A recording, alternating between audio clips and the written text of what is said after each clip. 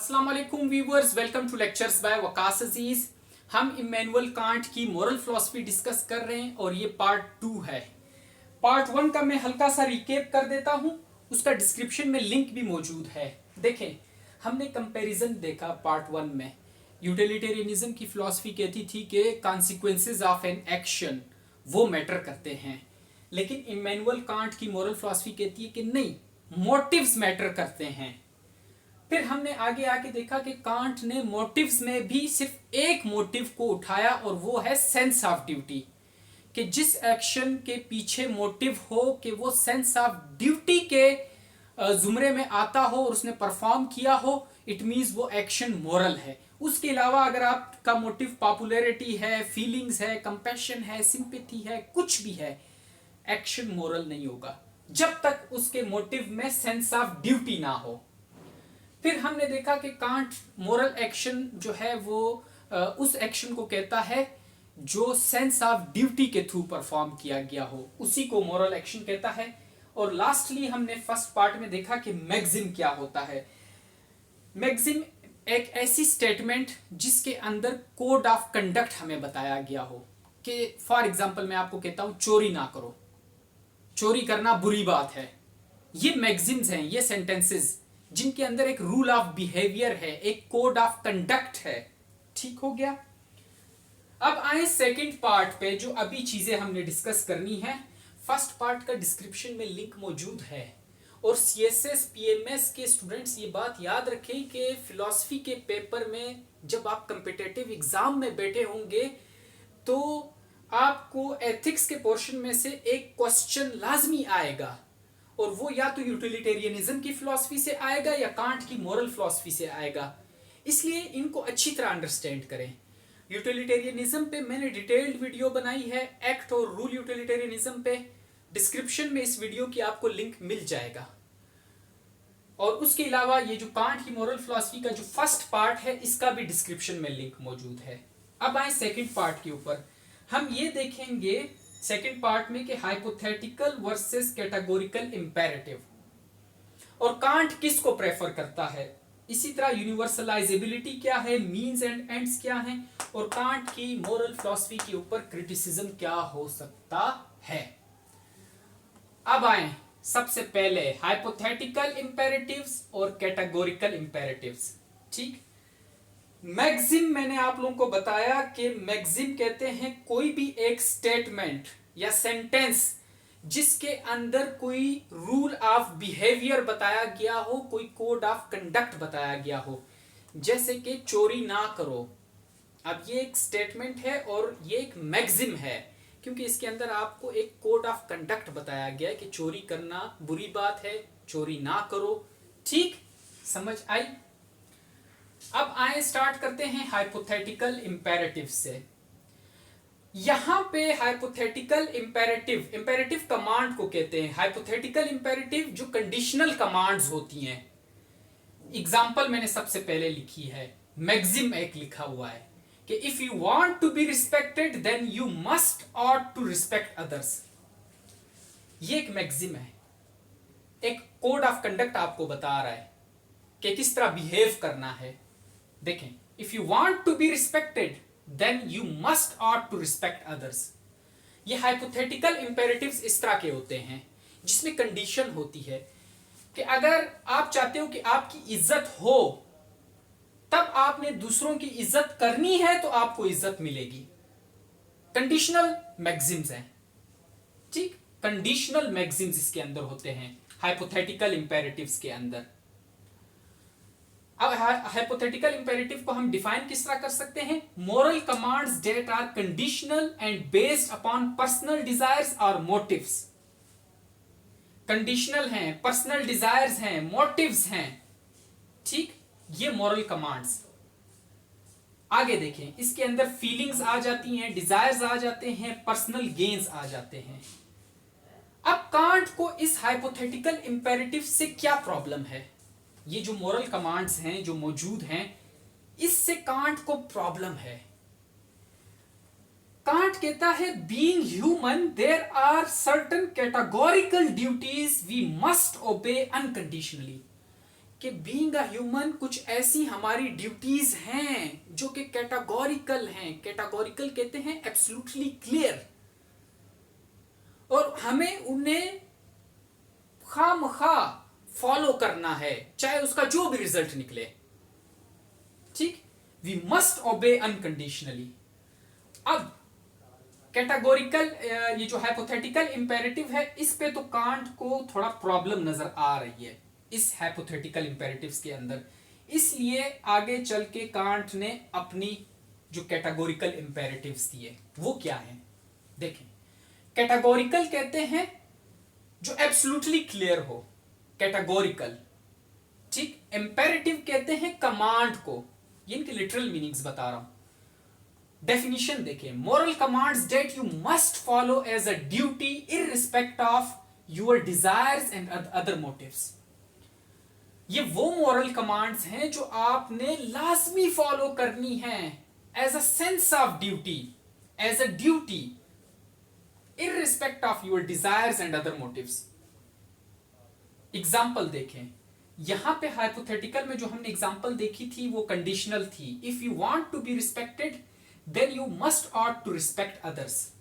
और कांट को इन्हीं में मसला नजर आता था हाइपोथेटिकल इंपेरेटिव्स में। इसलिए जो कांट ने कैटेगोरिकल इंपेरेटिव्स दिए हैं, इस एग्जाम्पल को यहां पे आप आके देखें कांट ने कैसे वर्डिंग को चेंज किया है।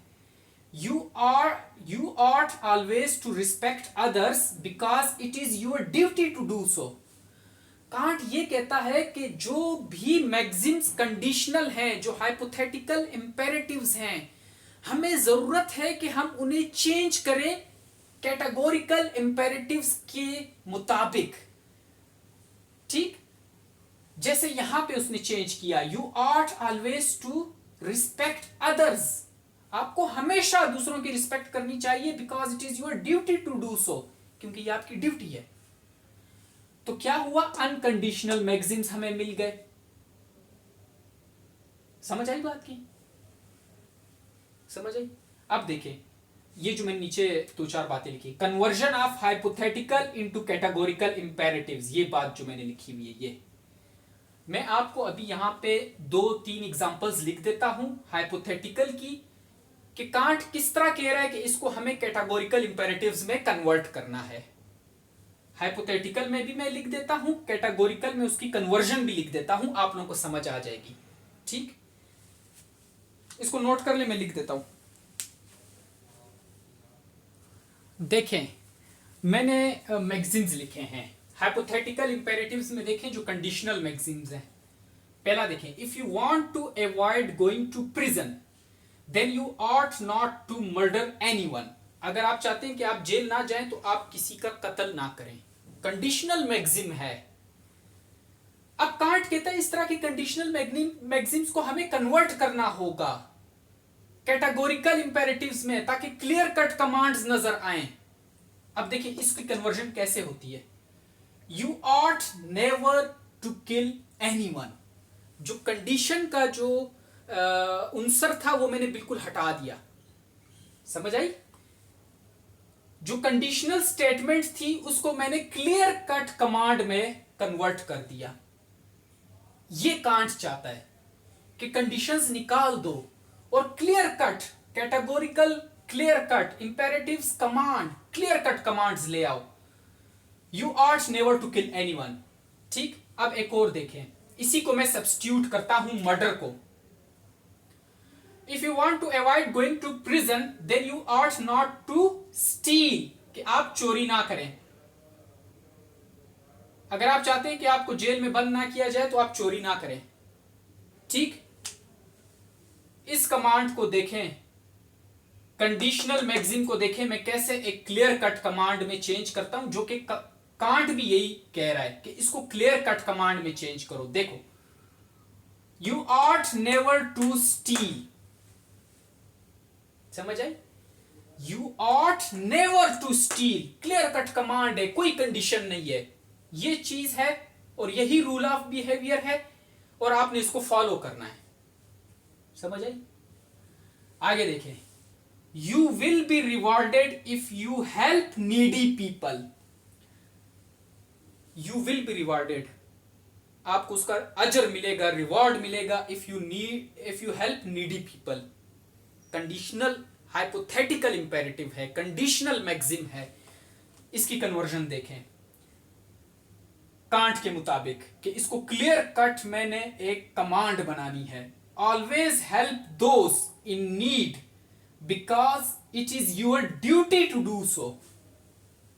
अनकंडीशनल मैक्सिम हो गया और क्लियर कट कमांड हो गई कि always help those in need because it is your duty to do so. अब समझ आई इस बात की? तो जो कांट है वो चाहता है कि हाइपोथेटिकल इंपेरेटिव्स जो हैं इनको हमने कन्वर्ट करना है कैटेगोरिकल इंपेरेटिव्स के अंदर, ताकि क्लियर कट कमांड्स आए। जब क्लियर कट कमांड्स आएंगी तो लोग as a sense of duty किसी एक्शन को परफॉर्म करेंगे, तो फिर वो एक्शन जाके मोरल रहेगा। अब समझ आई? अब आए इस पॉइंट के ऊपर, ये जो यूनिवर्सलाइजेबिलिटी और मीन्स एंड एंड्स, इनको डिस्कस करते हैं। मैं इनको इरेज करके लिख देता हूं। आज जी शुरू करते हैं यूनिवर्सलाइजेबिलिटी। ठीक हो गया? अब इससे कांट की क्या मुराद है देखें। यूनिवर्सलाइजेबिलिटी, कांट कहता है act only on those Maxim's which you can at the same time want to apply to everybody or want to be universal laws। उन मैक्सिम्स पे, मतलब अब हमें कैसे पता चले कि मैं किस मैक्सिम पे काम करूंगा तो मेरा एक्शन मोरल होगा? ठीक, बेशक उसके अंदर सेंस ऑफ ड्यूटी हो, लेकिन इसका ये मतलब तो नहीं कि मैं किसी को मार दूं और मैं कहूँ ये मेरी सेंस ऑफ ड्यूटी थी, मेरा मोटिव था कि मैं इसको मार दूं, मतलब मेरे मोटिव में मेरी सेंस ऑफ ड्यूटी थी कि मैं इसको मार दूं, तो फिर तो मेरा एक्शन गलत है। तो ऐसे कौन से एक्शन होने चाहिए कि जो मैं परफॉर्म करूं और वो मोरल हो? मुझे कैसे पता चलेगा? सिर्फ सेंस ऑफ ड्यूटी से तो पता नहीं चल सकता ना। उसके लिए ये क्राइटेरिया कांट ने दिया है यूनिवर्सलाइजेबिलिटी, कि सिर्फ उन एक्शंस पे, उन मैक्सिम्स पे, मैंने एक्शंस का sorry, act only on those Maxim's, उन मैक्सिम्स पे एक्ट करो which you can at the same time want to apply to everybody, जिसको आप उसी टाइम सबके ऊपर अप्लाई कर सकते हो कि दूसरे भी इस एक्शन को फॉलो करें। समझ आई? उन मैक्सिम्स पे एक्ट करो कि जिन मैक्सिम्स को आप दूसरों के लिए भी सेट कर सको, उसी मैक्सिम को दूसरों के लिए भी सेट कर सको कि वो भी इसको फॉलो करें। यानी you are taking the responsibility of your actions. कैसे? मैं किसी मैक्सिम पे एक्शन परफॉर्म करता हूं और मैं चाहता हूं कि बाकी दुनिया के लोग भी इस मैक्सिम पे एक्शन करें। ठीक, और मैं अगर उस मैक्सिम पे एक्शन परफॉर्म कर रहा हूं तो मुझे कैसे पता चलेगा कि ये एक्शन मोरल है या इमोरल है? जब बाकी लोग भी उस पे परफॉर्म करेंगे और आगे चल के मुझे बुरा नहीं लगना चाहिए, और मैं उस मैगजीन के ऊपर जो एक्ट कर रहा हूं उसकी मैं पूरी रिस्पॉन्सिबिलिटी ले रहा हूं। एग्जाम्पल देखें, बिल्कुल इजीली समझ आ जाएगा। I want to steal money because I am poor. मैं गरीब हूं और मैं चोरी करना चाहता हूं, और मैं इस मैगजीन को मान रहा हूं कि I want to steal money because I am poor. ये एक मैगजीन है, एक कोड ऑफ कंडक्ट है।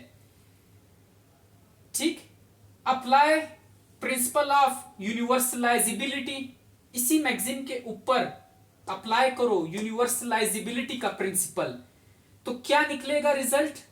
Everyone can steal money if they are poor. Maxim ये था जो मैं सोच रहा था कि क्या एक्शन मैं परफॉर्म करूं। I want to steal money because I am poor, ये मैगजीन था। जब इस पे मैंने अप्लाई किया इस प्रिंसिपल को, यूनिवर्सलाइजेबिलिटी के प्रिंसिपल को जब मैंने इस मैगजीन पे अप्लाई किया तो रिजल्ट देखा कि ये निकलता है everyone can steal money if they are poor. फिर तो कल को अगर मेरे पास पैसे आ जाएं और कल को कोई उठ के मेरे घर में आके चोरी कर दे, फिर तो मुझे बुरा नहीं लगना चाहिए, क्योंकि ये मैगजीन तो मैंने खुद बनाया है और इस मैगजीन को मैंने खुद यूनिवर्सलाइज किया है। फिर तो मुझे बुरा नहीं लगना चाहिए अगर कोई मेरे घर आके चोरी कर रहा है। ठीक, अब समझ आई बात की?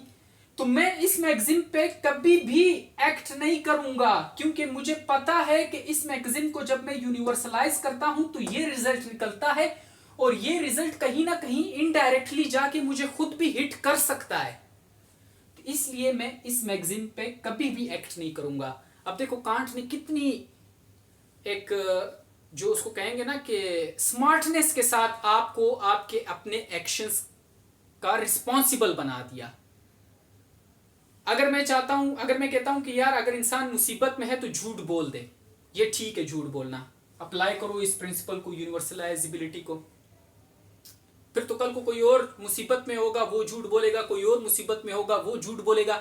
तो मैं तो झूठ को मैंने फैला दिया पूरी दुनिया में, और हर कोई ये मान रहा है कि यार मुसीबत में हूं झूठ बोल सकता हूं। तो मैंने क्या है, झूठ उसको फैला दिया और जो सच है उसकी वर्थ को कम कर दिया। तो क्या है, मैं रिस्पॉन्सिबल हो गया अपने एक्शन का, अपने मैगजीन का। तो मैं कभी भी इस तरह नहीं करूंगा कि मैं ये बोलूं कि मुसीबत में झूठ बोल सकते हैं, क्योंकि मुझे पता है इसका जो आगे फिर इफेक्ट निकलेगा जब मैं इस पे यूनिवर्सलाइजेबिलिटी का प्रिंसिपल लगाऊंगा, तो ये तो सारे लोग इसको परफॉर्म करेंगे। समझ आई बात की? ठीक है, ये इसने कांट ने क्राइटेरिया दे दिया। कांट ने कहा बंदा खुद सोचे कि वो किस मैगजीन पे काम करना चाहता है, और उस मैगजीन को इस प्रिंसिपल, वो जो मैगजीन है उस पे ये प्रिंसिपल अप्लाई करे और रिजल्ट देखे, और फिर खुद डिसाइड करे कि मुझे इस मैगजीन पे एक्ट करना है या नहीं करना। ठीक है, समझ आई? आगे आए, मीन्स एंड एंड्स की बात। कांट कहता है कि treat other people as ends in themselves, never as means to achieve an end. Kant ने कहा कि लोगों का सबसे बड़ा मसला यह है कि लोग दूसरों को इंसान समझ के ट्रीट नहीं करते। जिस तरह मैं एक इंसान हूं, दूसरा भी तो मेरी तरह इंसान है, मैं उसको इंसान समझ के ट्रीट नहीं कर रहा, बल्कि एक जरिया समझ के ट्रीट कर रहा हूं, क्योंकि उसके थ्रू मुझे कोई पर्सनल गेन या सेल्फ इंटरेस्ट मेरा कोई पूरा होगा। कैसे? ये तो भी वही बात है, don't use other people for your personal goals. ठीक, एग्जाम्पल देखें, if someone is pleasant to you simply because they know that you can give them a job, then they are treating you as means to get that job and not as a person in itself. हम आजकल ये करते हैं, हम teacher को as a teacher treat नहीं करते, as a person treat नहीं करते। हम टीचर को रिस्पेक्ट देते हैं, हम टीचर को हर बात उसकी मानते हैं, हम उसके आगे पीछे रहते हैं सिर्फ इसलिए कि कल को मुझे ये अच्छे ग्रेड्स दे देगा। मैंने उसको as a human being treat ही नहीं किया। टीचर को मैंने सिर्फ इसलिए उसके आगे पीछे रहा, उसको ट्रीट करता रहा, उसको अच्छी तरह ट्रीट करता रहा, क्योंकि मेरा अपना एक पर्सनल गेन था उसके अंदर कि मुझे अच्छे ग्रेड्स मिल जाएं। ये जॉब की केस में भी वही बात है कि हम लोगों के साथ बड़ा हाँ प्लेजेंट होके मिलते हैं कि सर आप कैसे आए, बैठे चाय वगैरह पिए। मैं एज अ पर्सन उसको डील नहीं कर रहा, बल्कि एज अ मीन डील कर रहा हूं, और मेरा कोई ना कोई मकसद है जो मैंने उससे निकलवाना है। समझ आई? और कांट कहता है कि ये बहुत गलत बात है कि आप इंसान को एज अ मीन यूज करते हो। इंसान को इंसान की तरह यूज करो, ना कि एक जरिया उसे बनाओ जिससे आपके पर्सनल गेन्स जो हैं वो पूरे हो रहे हों। समझ आई बात की? एंड पे रह गया क्रिटिसिज्म। मैं इसको इरेज करके लिख देता हूं, नोट कर लें जी। आ जाएं क्रिटिसिज्म के ऊपर। सबसे पहला क्रिटिसिज्म है डिग्रेडेशन ऑफ इमोशंस या फीलिंग्स। हमने देखा कि कांट कहता है कि जो भी एक्शन आपने परफॉर्म करना है उसमें सिर्फ एक मोटिव होना चाहिए और वो मोटिव है सेंस ऑफ ड्यूटी। अगर आप चैरिटी दे रहे हो तब भी आपका मोटिव होना चाहिए सेंस ऑफ ड्यूटी। अगर आप किसी की मदद कर रहे हो तब भी मोटिव होना चाहिए सेंस ऑफ ड्यूटी। कांट कहता है कि ये जो सिंपैथी, कंपैशन की वजह से जो लोग एक्शन परफॉर्म करते हैं, ये मोरल एक्शन नहीं होता। यानी फीलिंग्स, इमोशंस, ये जो सिंपैथी, कंपैशन, इन सब को साइड पे कर दिया कांट ने।